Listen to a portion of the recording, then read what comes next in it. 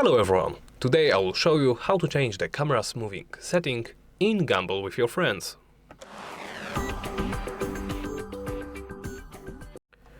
Let's begin by opening the settings menu. From here, navigate to the accessibility tab. Here you can toggle cameras moving on or off.